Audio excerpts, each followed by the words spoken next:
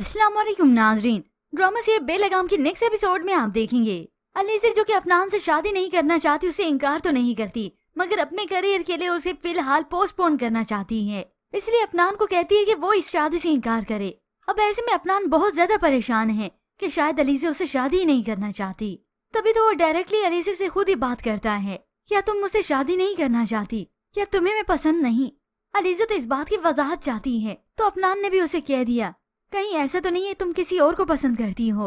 ये सुनते ही अलीज़ा फौरन से उसके पास आती है, अपनी तरफ मुतवज्जा करती है और साथ ही उसे गिला भी करती है। अफनान, मुझे यकीन नहीं आ रहा तुम मेरे बारे में ये सोच रखते हो। अब अफनान का मतलब कोई शक करना तो नहीं था, हर इंसान अपनी पसंद का हक रखता है।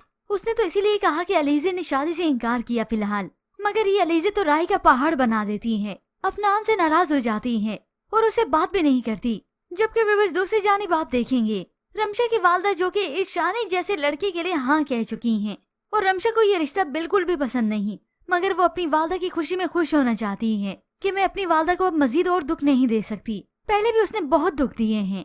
ऐसे में वो अपनी बेटी को दुआ देती हैं तो रमशा खुश होती है क्योंकि आज सादगी से रमशा का शानी से निकाह होने जा रहा है। ऐसे में इसकी वालदा बहुत ज्यादा खुश है, मगर ये तो सब रमशा को मालूम है कि वो अंदर ही अंदर से कितनी टूट रही है। ये शादी करना किसी अजाब से उसके लिए कम नहीं। अपने सामने निकाह का जोड़ा देखती है तो बहुत ज्यादा उदास है, मगर ये तो उसकी वालदा आंखों पे पट्टी बांधकर एतबार की बस बैठ गई। ये तो निकाह से कुछ देर पहले ही इत्तफाकन वो आती हैं शानी के वालिद को बुलाने के लिए, मगर यहाँ पर शानी जो कि मुंह फुलाए बैठा था और वालिद समझा रहा था जल्दी से निकाह के लिए तुम तैयार हो जाओ, मगर वो अपने वालिद से शिकायत करता है, गिला करता है। अब्बा, आप इतने खुदगर्ज हो गए हैं कि आपको मेरी मर्जी मेरी खुशी की कोई परवाह नहीं है। कम से कम मुझे इतना तो हक दें, मैं अपनी मर्जी से, मैं अपनी खुशी से शादी करूं।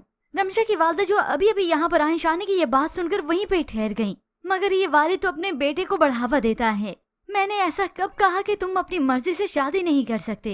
ये सुनकर रमशा की वालदा तो हैरत ज़दा रह गई कि मेरा देवर अपने बेटे से क्या रहा है, मगर शानी का वालिद तो बोलता चला गया, तुम जरूर करो, दूसरी भी कर लेना, बस ये दुकान और ये मकान तुम्हारे नाम हो जाए, फिर अपनी मर्जी की भी कर लेना और अपनी पसंद की भी।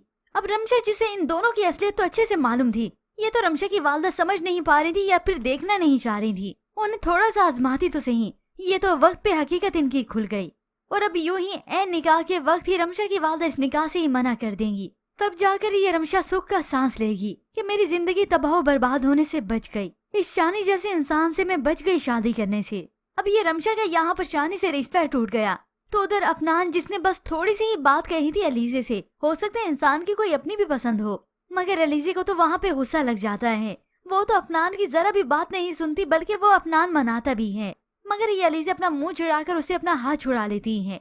और अब यूं ही व्यूअर्स आप अब देखेंगे इस ड्रामे की कहानी में एक बहुत बड़ा ट्विस्ट, क्योंकि अब रमशा को किस्मत लेकर जाएगी अफनान के घर।